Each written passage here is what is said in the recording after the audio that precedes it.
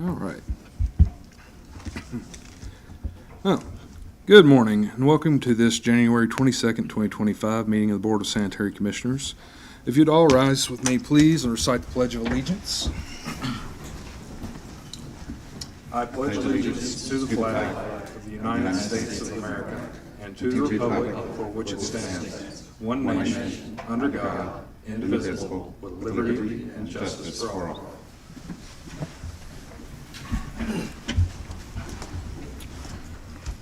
We have no excused absences today. We have a quorum with all 5 commissioners. At this time, we will go into our public comment period. For those wishing to make public comment, please limit your comments to 3 minutes. You will be asked to sit down after the 3-minute comment period. Generally, commissioners will not respond to commentary while on the dais, but you are welcome to follow up with our sanitary commissioner or sanitary district administrator or any other commissioner after the meeting. That said, those wishing to make comments may please approach our podium, state your name, and start your commentary.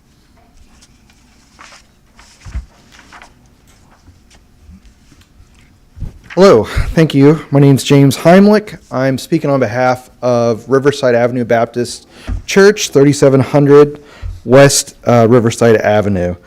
We received a bill for our sanitation increase that happened this month, going from $23.28 a month to $203.85, with an increase of $180.37, or a yearly increase $2,164.44. My treasurer let us know about this issue, called the sanitation department to see that this was an error. It was not, that this is part of, if I can read this correctly, of a resolution that is requiring an increase of base pay now for the not-for-profit, institutional not-for-profits, including our church and other churches here in Muncie. In fact, it's not just that, but Resolution 2024-14, page 4, lays out a 5-tier phasing, starting at $195.90 a month, increasing to $277.33 a month. So I am asking and advocating on behalf of my church, this board, and I appreciate your time, as to why the significant increase that is will be harming and detrimental to our small church and small congregation and very small budget.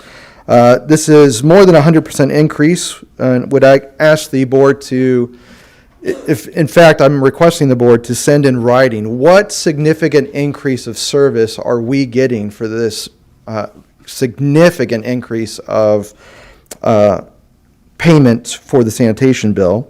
And would you consider rescinding this, which I saw in your agenda, you're going to be talking about the base for churches. Would you consider rescinding this order or reducing it? So Riverside Avenue is requesting this, that we provide many services. This significant increase and tax upon our budget will reduce our potential services, our charitable donations to many charities here in town, and could be, hopefully not for my church, but many churches, such a tax on their limited budgets that you could have the closing of many churches due to things like this. I would also then like to switch hats and say, as the Muncie Historic Preservation Officer, that I have some concerns with this, because this could have a detrimental effect on the not-for-profits that help with historic preservation here in town. We know, and it's well documented, that for every dollar that we invest in historic preservation, we get $3 back. If we are already adding to the stresses of budgets for these not-for-profits, that would be as well. Thank you for your time. Appreciate it. Would anyone else like to approach the dais? Podium. I'm Richard Crabtree. I'm the pastor at East 20th Southern United Baptist Church. It's a real small church. We got almost, I could reflect exactly what he told. It happened to him, it's happened to us. So I'm not gonna go into that part and waste your time with that, but we done closed down. I had the water shut off the other day, and we just can't afford it. And so you've been successful in shutting one church down. If you never shut another one down, and I pray that you guys have a little caution and a little understanding of what the churches go through with, because this has been a hard thing. I've talked to many of the churches, and they're going through the same thing. That's roughly $2,400 increase to us by the time we got through in a year. And so that's just something just staggering. I mean, I can't imagine. And I'm 76 years old. I mostly support that church, and we got a small congregation, and we reach a lot of people. And I don't know if you guys are Christians. I'm not even going to try to ask that question, but you should do a little praying about this. We have, and we hope that God will intercede with us. Hope you will. Thank you for your time. Thank you, Mr. Crabtree. Yes, sir. My name is John Vincent. I'm 91 years old. I've been at East 16th Street, Separate Baptist Church, 2200 East 16th Street. I've been there 60 years, and I'm the only deacon left. Our attendance at this time is about 10. We endured a big increase a few years ago when they started taxing our parking lot. They say it drains on the city, which it doesn't. It drains, we have 2.5 acres. Our parking lot drains on us, but yet we pay $500 and some a year parking lot water runoff. But now we've received this bill that has raised our sewage bill from we normally pay about $30, and we got a bill the other day, $193. And we always thought it was based upon water usage. We have one meeting a week. We have an average of 10 people that meet. Hopefully we'll get more than that. But it's going to be hard for us to stay in business paying this kind of sewage bill. I thank you for listening to me, and I hope I'm here again next year. Have 91 years old, still kicking high. So I thank you for listening to me, and I hope they can do something to help us. We help the city. We have a food bank. We have had for many years, and we help people. We help our neighbors, and we help anyone that we feel like is in need, and we feel like that is our duty to do that, and we're glad to do it. It's a privilege to help other people. But we can't endure. You'll see probably a for sale sign in our yard before a year is out. Thank you. Thank you, Mr. Vincent. We look forward to your 92nd as well. Good afternoon. My name is William McIntosh. I'm the City Council at Large, 3rd District. My church has also been affected by it. I talked with the mayor Thursday, and he told me that it was a mistake and that it would be corrected. And so I'm hoping, I know you can't respond because we're just giving comments, but I hope that it was a mistake and that it will be corrected. And I'm trying to speak for my whole community, all the churches. Thank you. Thank you. Thank you, Councilman McIntosh. I'm Bobby Jo Beaton. I'm from the Bible Holiness Church at 1100 East 25th Street. The mail always comes to our house, and when I got the bill, I looked at that and I thought, wow, there had to be a mistake, because we usually pay, my treasurer told me last month we paid $23.28. Even the parsonage had went up. I was like, wait a minute, something's desperately wrong. So I called in, and they said, well, all the churches have been changed to institutes. And I'm like, well, what do you mean by that? I don't understand. And so I explained that the parsonage Okay, if you want to call it an institute, I homeschool my grandchildren once a week, one.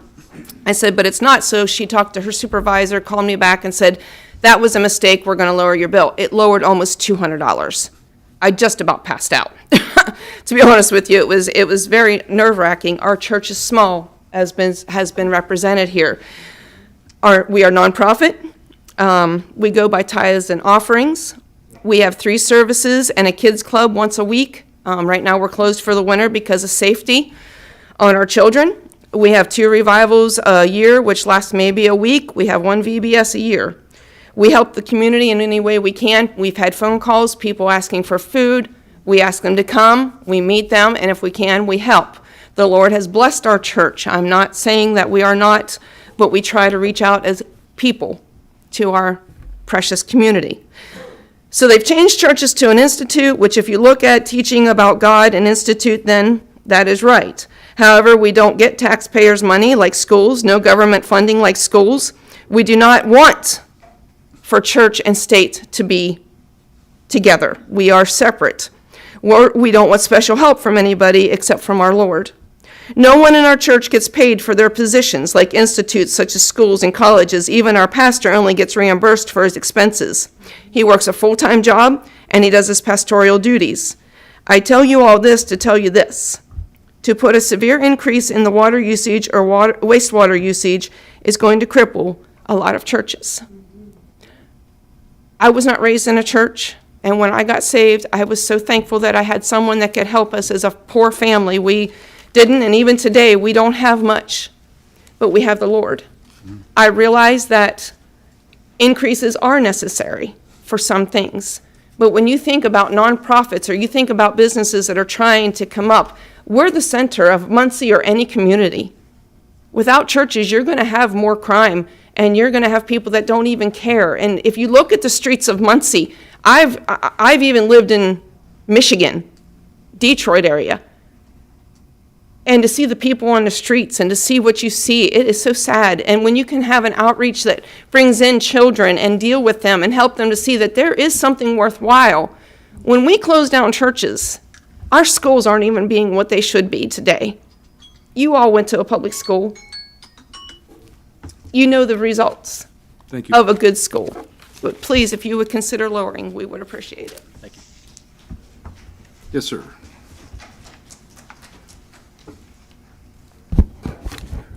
I'm Ed McNary, a member of Trinity United Methodist Church.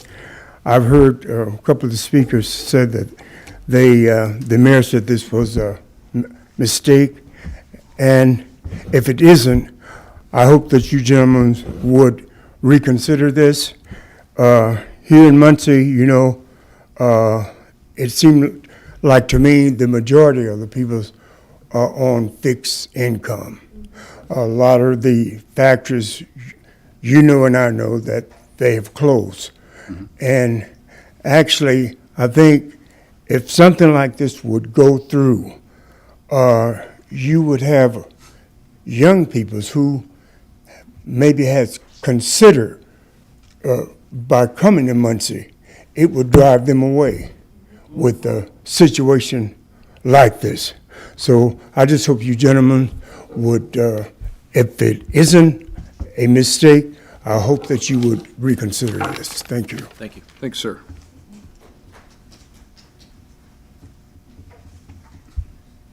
Good afternoon. Harold Mason, 6th District City Councilman. I'm not going to say everything everybody else has already said. That's what I come up here for, to say what's been said already. You know, the water consumption, your sewer rates based on your water consumption, a lot of these churches are only in service 2 days out of the week. You know, Sunday and maybe Bible study. And there's not that much water being used. So, you know, I would pray that you guys would revisit this ordinance, 25-01, is it?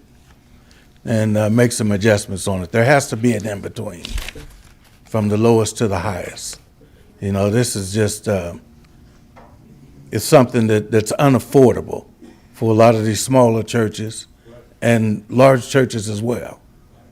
Thank you. Thanks, sir. Thank you. Yes, ma'am.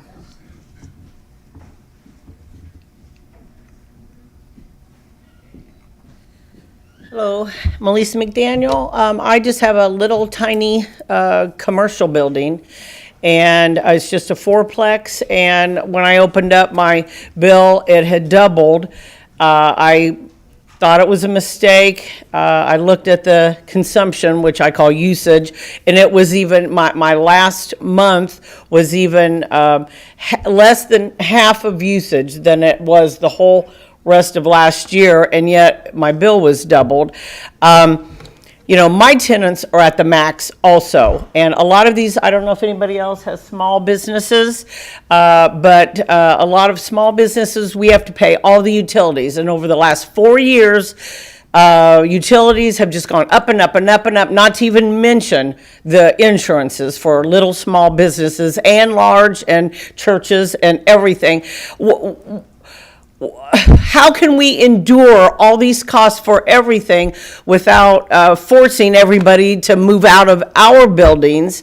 And Muncie, if you just drive around, half the businesses are closed anyway, especially on the east end. Do you guys not care that everybody closes and not have any open businesses in Muncie? Because you're heading that way right now. Muncie's gonna look like the vast wasteland that Detroit used to look like, with no buildings open.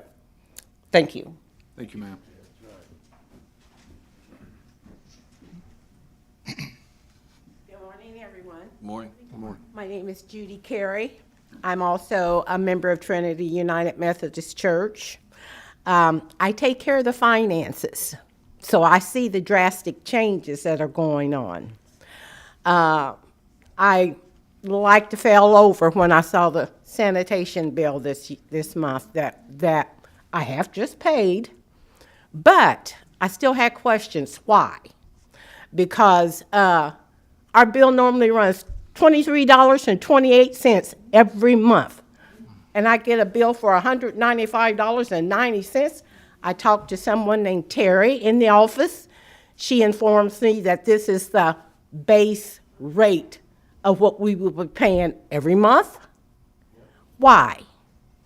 We don't use that water. We're in that church one time a week for Sunday service for 3 to 4 hours. How much water are we using? What are we spending this on? Another thing about Indiana, period, being in the Methodist, United Methodist community here, we also have to carry insurance for property, liability insurance. That went up last year because Indiana tax went up. I said, but we didn't use it. We didn't file any claims. Oh, well, in case the material, if you have to file it. What's that have to do with us? I never understood that. So, you know, you are running churches out of business. We have a place that we want to go worship. We not only pay sanitation bills in our own homes, but anyway, when we go to church, now we pay sanitation bills there. We try to follow whatever the requirements are. But this has gone way, way overboard. Amen. And I'm not happy about it at all. Like I said, I take care of all the bills at Trinity. We have Sunday, for example, we had 6 members there. We still had church service. Mm-hmm. But this is all we have, and we're senior citizens, most of us. We pay our tithes and offering, and God has been good to us. I have to say that, because each week I pray, I say, well, God, we have upcoming bills, so whatever you do, let it occur. All right, we managed to pay. He blesses us to pay the bills that we have to pay, but it is a struggle. We have some good members at our church, and they jump in there and help however they can. All I have to do is ask. But God gives them the blessings. So I want all of this committee to think about what you're doing to the churches. With all the crime that's going on in Muncie and around the state and all over the world, we need something that keeps us uplifted. Thank you, ma'am. We need that. And there is because like I said, one day God's going to take care of all of it. I don't have any doubt about that. But we better live our lives the best we can right now. So thank you. Thank you, ma'am.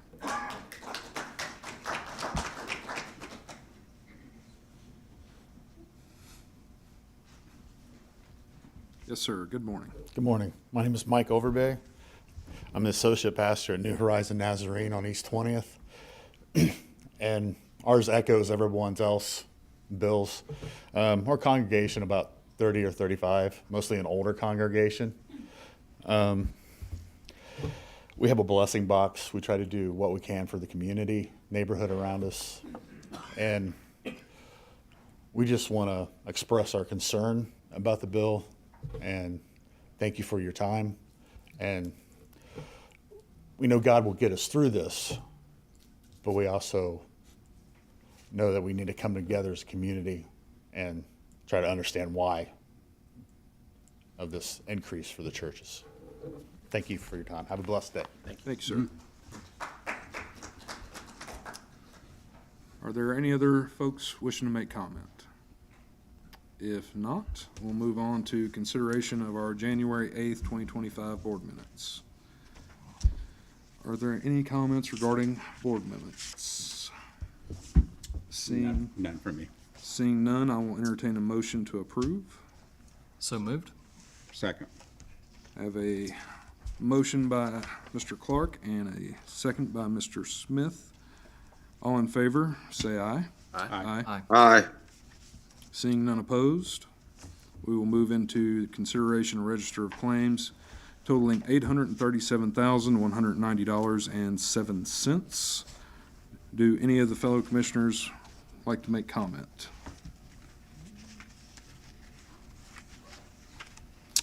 None for me. Seeing none, I would, Mr. Clark? No comment. Okay. Seeing none, I'll entertain a motion. Motion approved. Yep, second. I have a motion to approve by Mr. Clark and a second by Mr. Smith. All in favor, say aye. Aye. Aye. Seeing none opposed, we will move into our district administrator update with Mr. Conrad, district administrator. Good morning, Rick Conrad, District Administrator. Just a few updates today. I wanted to point out that we do have 7 positions posted for the Muncie Sanitary District through across our departments. We've got a few for laborers, we've got one for a wastewater operator, and we even have one for an electrician at the treatment plant. I also want to acknowledge the folks who've been working this week out in the cold. We've got a lot of the essential responsibilities where folks are out in this near 0 degree weather, particularly sanitation and recycling. We do offer cold weather gear. We do our best to make sure that everybody's got access to warm clothing, and we do offer a small bump in pay whenever the temperatures get below 10 degrees, but we also acknowledge that it is still it's very cold to be out there, so I do want to express my thanks to all those employees who are out there the last couple of days picking up trash for everybody in the city and keeping everything running and clean. I also want to mention that Tim Stover and our IT department has pushed out a new educational campaign for employees related to email phishing. We're going to get some training for folks so they can help recognize any potential scams. We don't have, I think we've all been exposed and seen some of these come through, and sometimes they're obvious and sometimes they're not, and we've all seen stories about other communities that have been in some pretty dire situations because of what would otherwise be something you might be able to recognize pretty easily. So this is a good program. I'm glad that Tim's doing this, and will hopefully keep us out of any catastrophic situations. And then finally, I want to acknowledge Doug McClellan from the engineering department. He will be retiring on January 31st after 27 years of service with the district. So thank you to Doug. And that is it for my updates. If you have any questions, I'd be happy to field them. Any questions or comments for Mr. Conrad? Aaron? Not this time, thank you, Rick. Mr. Overton? No. thank Sorry, you. Mr. Clark. Mr. Smith? Not for me, thank you, Rick. Mr. Selvey? Nope. All right. I have no questions either, Rick. We will continue on with our agenda. We have a department head update for Mr. Jason Ingram, Superintendent of the Water Pollution Control Facility. Step on down. Morning. Morning, Jason. Jason Ingram, Superintendent of the Water Pollution Control Facility. I have a few updates here for you. In 2024, the Water Pollution Control treated 5.8 billion gallons of wastewater. In 2024, 8,455 tons of biosolids, that's dewatered solids from wastewater, went to the landfill. In the summer into the fall of 2024, we replaced 2 pumps at our McCullough Park lift station. The 2 pumps that were replaced were from 1976. I want to report that the new pumps are doing well, and it was a well-needed replacement. As the district administrator, Rick Conrad, stated in the previous board meeting on January 8th, CSO 13 has been closed. The next steps is to have CSO 13 removed from our permit. Right now, I am waiting for optical brightener testing to conclude from the Bureau of Water Quality, along with exhibits from United Consulting, confirming the CSO 13 closure. Once I've received all this information, I will send all findings to IDEM to start the process of removing CSO 13 from our permit. Yesterday, we received our new CNG sludge dump truck. The mechanics at the sanitation department will decommission the old dump truck that the new CNG truck is replacing. Once that is done, all documentation and pictures of the decommissioning will be sent to the Drive Clean Indiana. They will, in turn, send us back a check for $90,000. The $90,000 is a grant money that I had applied for back in the summer of 2023 to help cover the cost of the new CNG dump truck. Also, we are in the process of purchasing a 2025 Ford F-150 extended cab for the Muncie Water Pollution Control Facility maintenance manager to use, and the 2025 Ford cargo van for the head electrician to use. These vehicles were ordered through National Auto Fleet Group under the Muncie Sanitary District Sourcewell contract. After these vehicles are delivered, we will be putting 2 or 3 older vehicles on the Gov Deals to sell. With the help of Tim Stover, we are updating our camera security system at the plant. We will be replacing existing older cameras and adding new cameras in different areas of the plant. Last thing is, we do have, like Mr. Conrad said, we do have a job position open at the Water Pollution Control Facility. The position is for a wastewater plant operator. If anyone in the public is interested, they can go to the Muncie Sanitary District website and click on careers, and there they can see what positions are open in the Muncie Sanitary District and submit an application. That is all of my update. Be happy to answer any questions the board may have. Questions and comments? Mr. Selvey? I have none. Mr. Smith? No, thank you, Jason.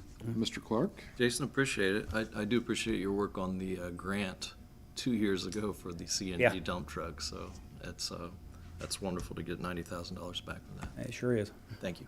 Mr. Overton? Just appreciate your work as well, Jason, and I was glad to hear that you're working on the training and getting that taken care of, and that's important, and we appreciate that very, very much. Yeah, if there's anything you need from us as a board, please let us know. You're the unseen but most important guy in the district because all the waste goes to you, and nobody sees what you do with it, but it's important that it be taken care of, so thank you. Thank you.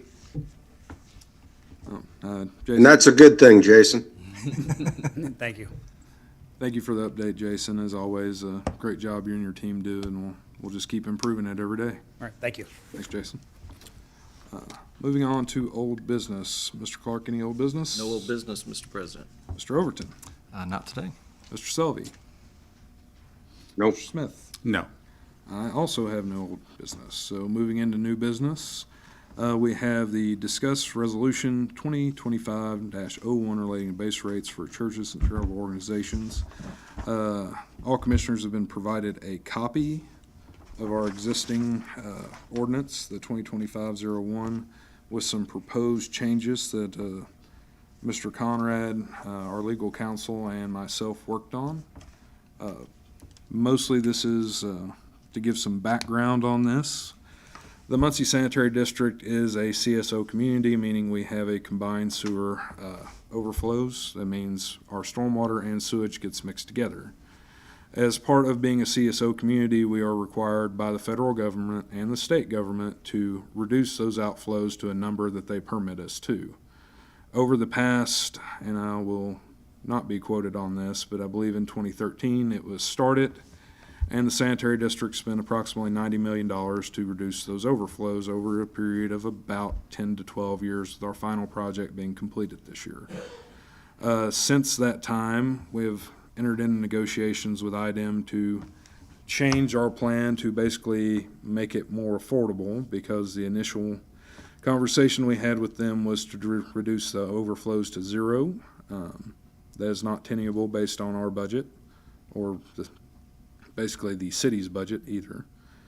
So as part of that, reducing that number of overflows is going to require an additional $160 million investment from the Muncie Sanitary District.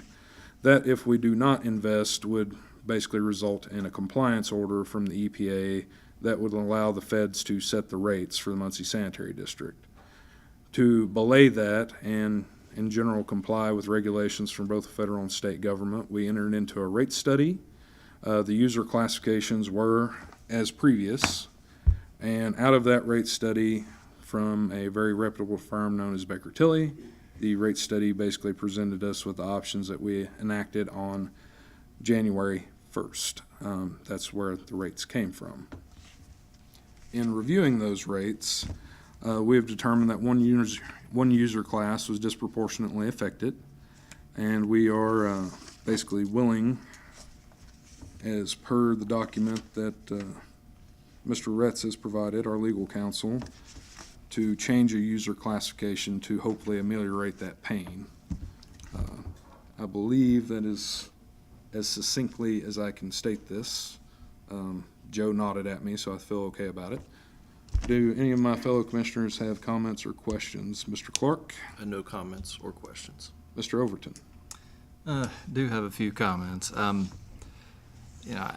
He's a engineer, so I'm going to put it in other terms that are lay people. So, our runoff from the streets mixes with our sewers, and at times we have overflows, and so we have sewage, raw sewage, going into the river. It's not a good thing, and it's a legitimate problem.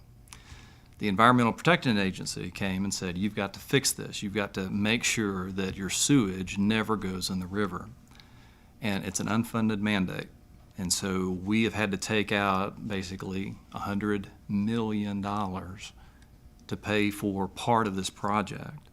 And we have already taken out over $100 million. And there may need to be another bond in future, 10 years. So that's why you have the increase. So we hired Baker Tilly to do a study, and they, we figured base rates are important because we've got to pay these bills regardless of if you have a renter who, is not renting, and that we still have to pay the bills. And we also didn't want industry subsidizing residential or residential subsidizing something else. And so that's where we came up with these categories. I do believe we made a serious mistake in not separating out churches and charities into their own category. And so what we're about to vote on is going to put churches and charities into commercial, which will benefit you tremendously. I would like us to go further, to do church and charities as its own category. I myself am a pastor of a very small church. I empathize with what you do. People don't understand how nonprofits work. They think they do, but they don't. When you got people coming to your church saying, I need gas, or I need food, you know, you don't save for tomorrow. You try to get a little safety there, but your goal as a church or as a charity is to give out what you get. And so you're living on a very fine line. And so I am very empathetic when, you know, a bill goes to several thousands of dollars and you've got a very small group that's trying to do good work, to do the Lord's work. So I will give you my commitment that I'm going to try to move to a charity and churches line that will give the traditional American way of looking at churches and charities as different categories, because they do unique, special things. And the points that you all made were very, very good.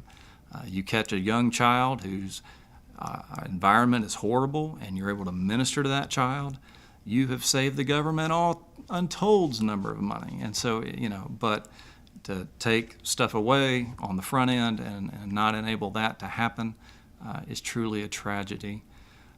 So I'm going to support this today. I'll also be supporting trying to move into a different category. And I'm sorry for this mistake. It didn't occur to us that category was going to affect churches the way that it did. And what we did is we just did Baker Tilly's recommendation. And that's not an excuse. We should have caught it. We didn't catch it. We're going to try to make it right today with this. Move to commercial. It will save you a lot of money. But I hope to do better than that in the future. So I'll be voting for this. And please stay involved.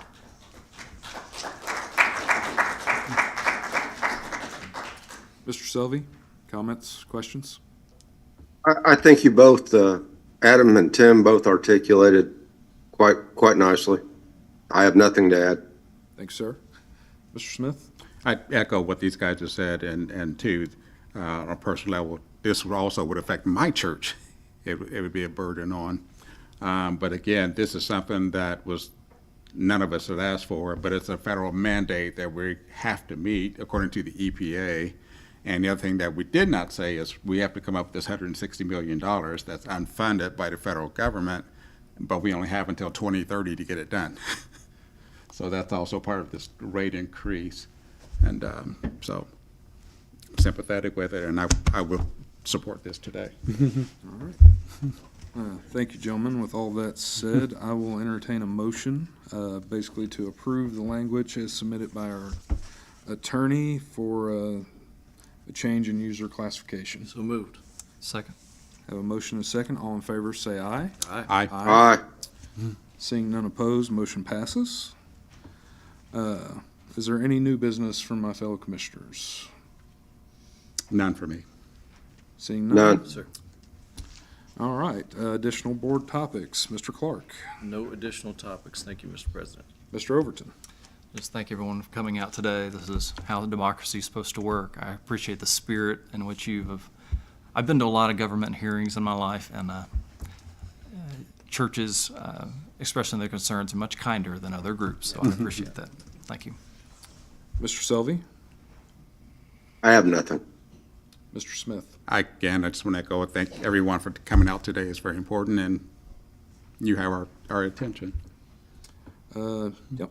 So I'll echo their comments. I appreciate everyone coming out today. I appreciate civil discourse and, the way everyone comported themselves. I'm glad we were able to do something, like I said, to rectify the issue at hand. We appreciate you, and we appreciate, being able to service this community in the way that we do. And I do want to state, just like you, I hate to say the utility lives hand to mouth, but we have to pay our bills and our folks, so no one on this board really enjoys the act of rate increase. We pay our bills too. Our electric went up, all those normal things. So it's not necessarily that we intentionally target any particular user class or wishing to exclude any user class or anything like that. We are frequently put in a position where we have to do the distasteful things. We don't have to like it, but we do have to do these things to keep the wheels on and basically prevent the tragedy that is a consent decree. And if anyone wants to look up how bad that can be, there's several communities in Indiana dealing with it.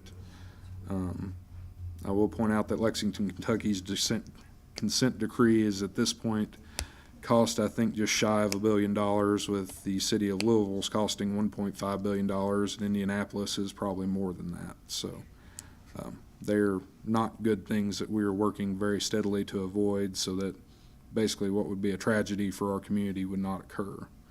As normal, I do want to appreciate, say a good thing about some of our folks. Dina's office has been handling some heat with this because billing changes are hard, rate increases are hard. Dina's folks do it with a lot of grace and a lot of understanding, and I appreciate what they do for us, and that's kind of. Unfortunately, Jason Ingram, who you guys got to meet today, is the back end of the process. She gets to be the front end. So, all that said, we appreciate everybody coming out today. With that, I'll entertain a motion for adjournment. So moved. I will second. All in favor, say aye. Aye. Aye. None opposed. I hope everyone has a lovely and warmer day.